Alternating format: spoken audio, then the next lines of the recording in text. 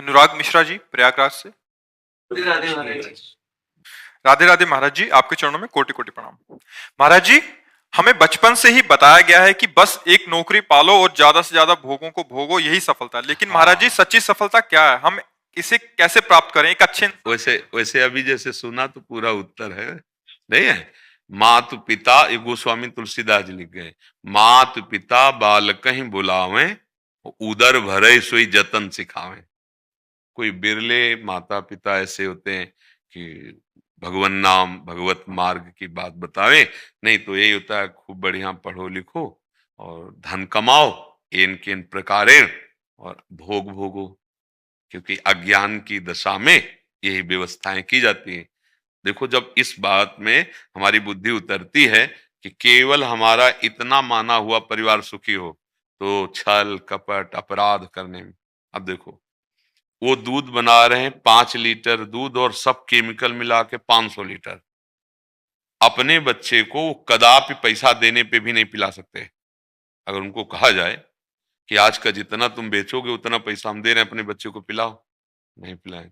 पर वो दूध जाएगा बहुत से बच्चों के जीवन के नाश वाले रोग पैदा करेगा। नाना प्रकार के खाद्य पदार्थों में ऐसे केमिकल, ऐसे अब जैसे घी है, नाना प्रकार के, बिल्कुल उसमें घी नहीं है, पर पदार्थों से ऐसे जो आंतों को जाकर रोग युक्त करें, उनसे कहो तुम खाओ, अपने परिवार को खाओ, नहीं खाए, क्या हुआ? मोहाविष्ट अज्ञानी अपने परिवार को सुख देने के लिए तो ये भारी अपराध कर, मतलब जितनी हम सुख बुद्धि संसार में करेंगे उतने पाप बढ़ता चला जाएगा। आज यही हो रहा है, हर वस्तु दूषित की जा रही है केवल अर्थ प्राप्ति के लिए, और ये पता नहीं है कि जैसे तुम एक वस्तु को दूषित करके दे रहे हो, ऐसे तुम कई वस्तुएं लाओगे, वो भी ऐसे ही दूषित आएगी, तो तुम भी कष्ट को प्राप्त करोगे। अगर एक एक आदमी अपना सुधार कर, हम ये नहीं कहते कि तुम सन्यासी बन जाओ, इतनी क्षमता भी तो नहीं है ना। सन्यासी बनना कोई खेल तमाशा थोड़ी है, पक्की बात समझना। नाटक कर लेना तो बढ़िया नौटंकी में और सिनेमा में बहुत बढ़िया नाटक कर लेते हैं 2 घंटे के लिए साधु बन के, नहीं कर लेते? दाढ़ी सब पूरी वैसे पोजीशन लेकिन सच्चाई से चलना, काम क्रोध आदि पर विजय, भैया बहुत होश खराब हो जाते, होश जब ये अपने पे आता है मन ना। अब जैसे अपने लोग 13 वर्ष की अवस्था चले तो पूरी यौवन अवस्था अवस्था पूरा असंग, तब इसको देख दिया ऐसे जलाता है जैसे आग में रख देना और भूंजे, तो बाहर की आग तो अलग बात, अंदर की आग उसे जो सह गया सो महात्मा। ये संत बनना, ये जो भगवत मार्ग है बहुत कठिन मार्ग है, भगवान की केवल कृपा से पार किया जा सकता, केवल कृपा से। पर वही फल गृहस्थी को भी मिल जाएगा यदि वो धर्म से चले और नाम जप करे। पाणी ग्रहण संस्कार किया, नौकरी पेशा कर रहे हैं, कमाए, माता पिता परिवार की सेवा, नाम जप चल रहा है, वो अच्छे आचरण वाला, वो भगवत प्राप्त हो जाएगा। पर केवल भोगों पर दृष्टि यदि होगी, रुपए पर दृष्टि होगी, केवल अपने परिवार की ममता का होगा, तो उससे अपराध बनेंगे, उससे पाप बनेंगे, और वो फिर दुखी रहेगा, कभी सुखी नहीं होगा। तो जो मन का प्रश्न का उत्तर था वो सबके लिए है, और वो अगर मन ठीक हो गया तो कोई प्रश्न ही बकाया नहीं रह जाएगा। अच्छा, माता पिता केवल शरीर से प्रेम करते हैं, वो आपके इसी केवल ढांचे को जानते हैं, आपको नहीं जानते। ना वो ये जानते हैं कि आपका कई जन्मों से भटकते हुए हमारे यहां जन्म हुआ है, अब तुम कभी दूसरी मां के गर्भ में ना जाओ, तुम कभी दुख ना भोगो, सदैव सुखी रहो, इसका उनको खुद ज्ञान नहीं। एक मदालसा नाम की महान भक्ता हुई, तो उन्होंने पति वरण किया और उनसे कह दिया था, रानी थी, राजा उनकी पत्नी बनी थी, कह दिया था कि आप हम जो हमारे आपके बीच में संतान होगी उस पर मेरा अधिकार होगा, मैं जैसा चाहूंगी वैसा वो बनेगा। तो उन्होंने सोचा कि लौकिक उन्नति के विषय उन्होंने तो सोचा ही नहीं था कि सन्यासी बना देंगे, तो उन्होंने स्वीकृति दे दी।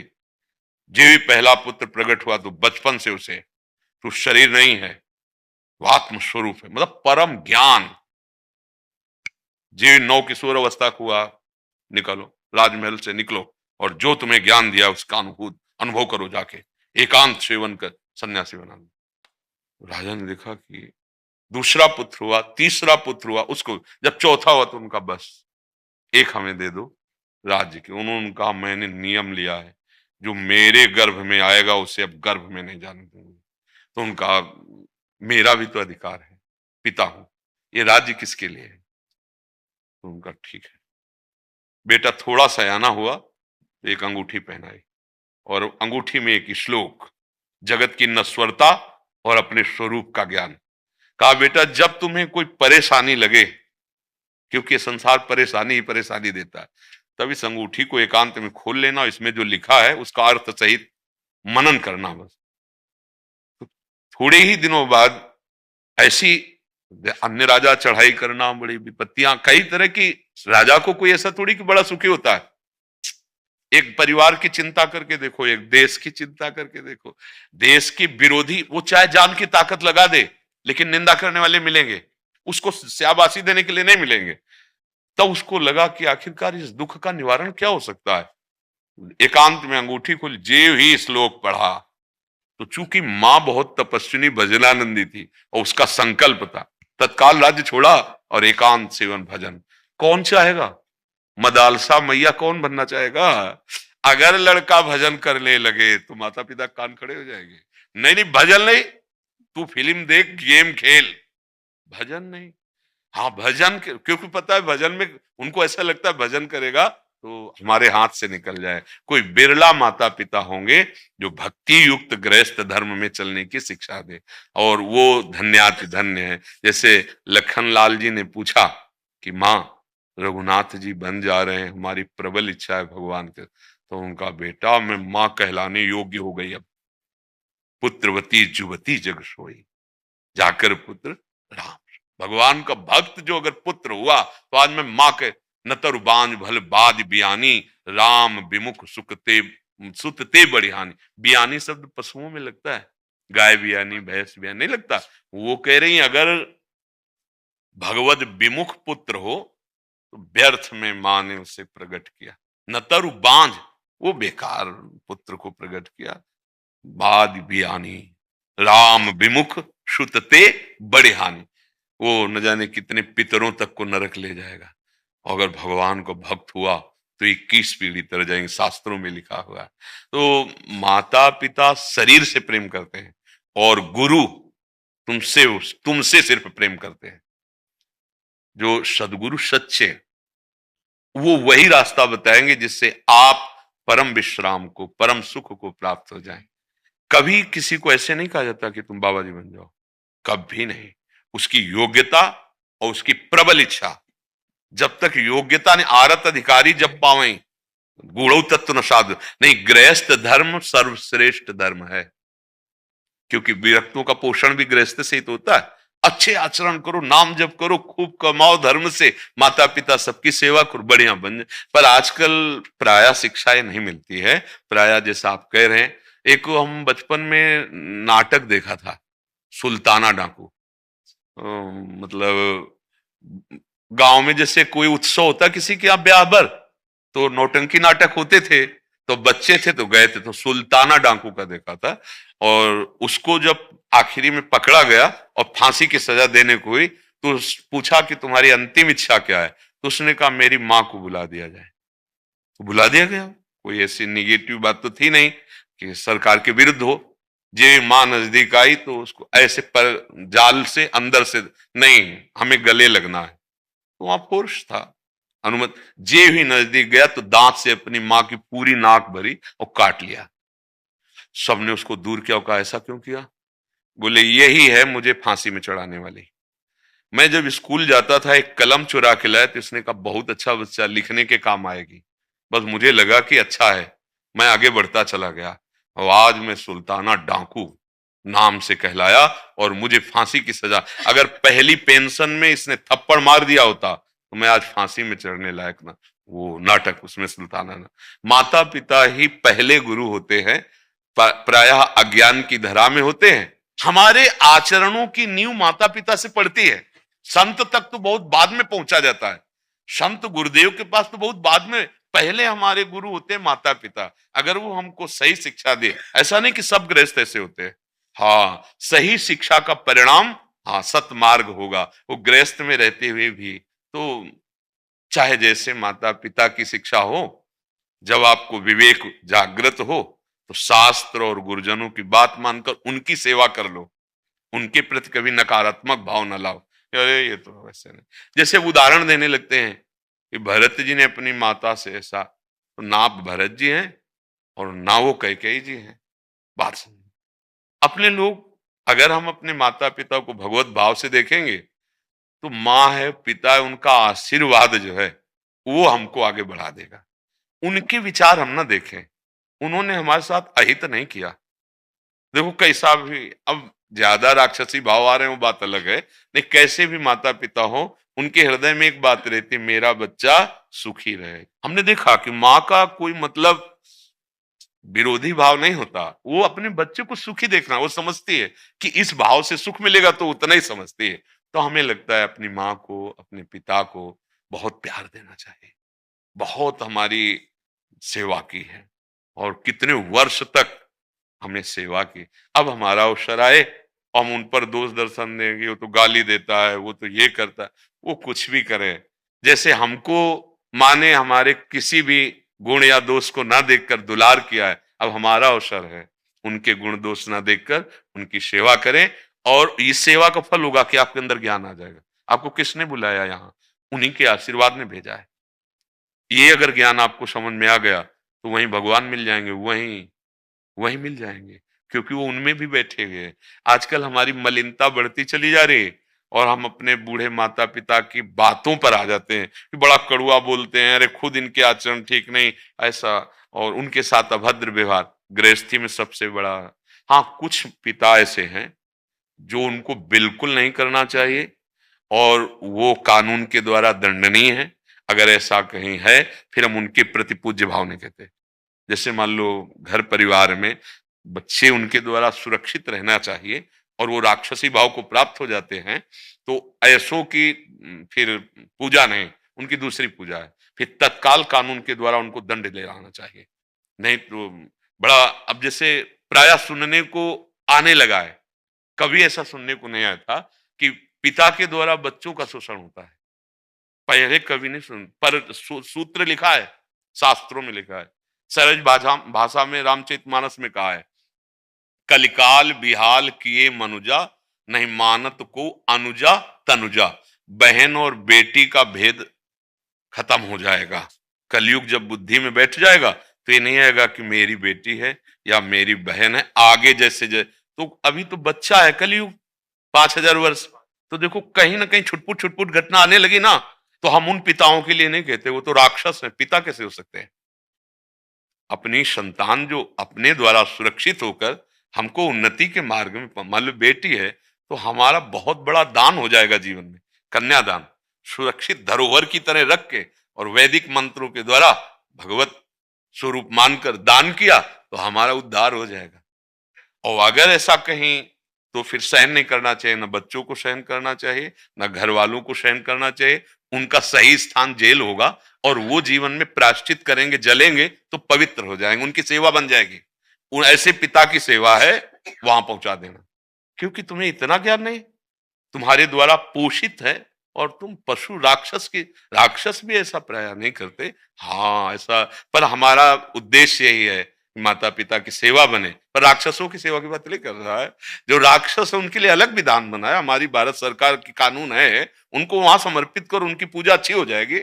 हाँ, अपने जो भाव से, धर्म से, तो फिर हम उनके बच्चे हैं, वो हमें मार सकते हैं, पीट सकते हैं, शासन में ले सकते हैं, इतना अधिकार है इस शरीर पर, लेकिन गलत अधर्माचरण नहीं कर सकते। अगर अधर्माचरण करते हैं तो वो पिता नहीं, वो राक्षसी भाव को प्राप्त हो गए। फिर उनकी सेवा दंड है, कानून, अपने हाथ से ना करें, उनको समर्पित कर, क्योंकि फिर आप अपराधी बन जाएंगे। आपके अगर कोई ऐसा है तो आप हमारी सरकार को समर्पित कर दीजिए, वो कानून के अंतर्गत न्याय विभाग बना है, दंड विभाग बना है। तो बहुत सावधान रहे और इस जीवन का परम लक्ष्य है भगवत आश्रित, नाम जप, अच्छे आचरण। तीन बातों को बार बार दोहराते हैं हम। अपने आचरणों का सुधार करो, इसके लिए आपको बल चाहिए, वो नाम बल से मिलेगा।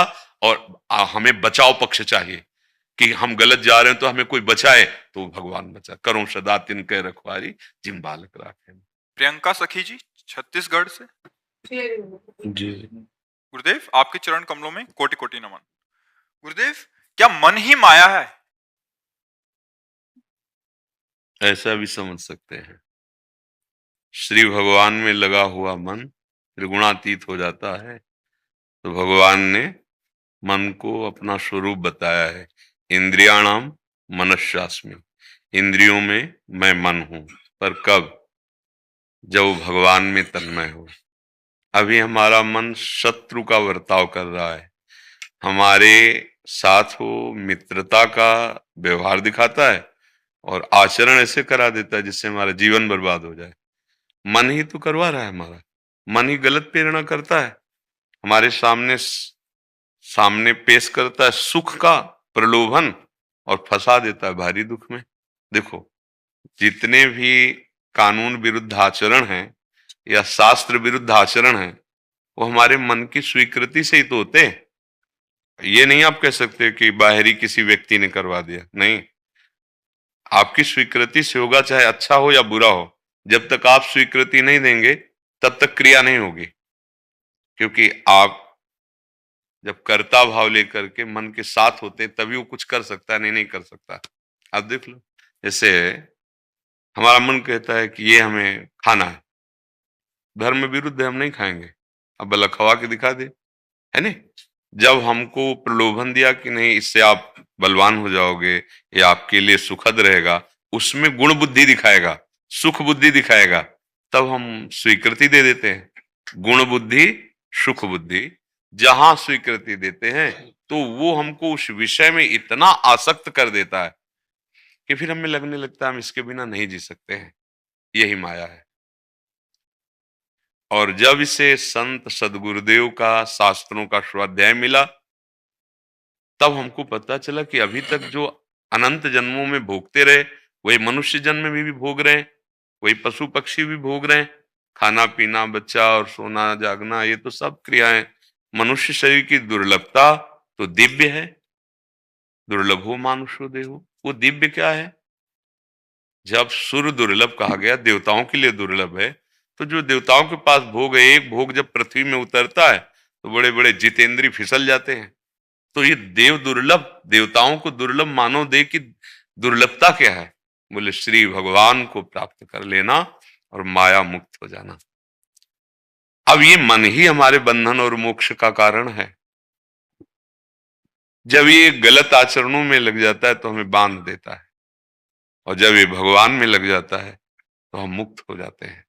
तो ऐसा माना जा सकता है कि मन ही माया है, और मन अगर प्रभु में लग गया तो ये स्वयं भगवान भी है।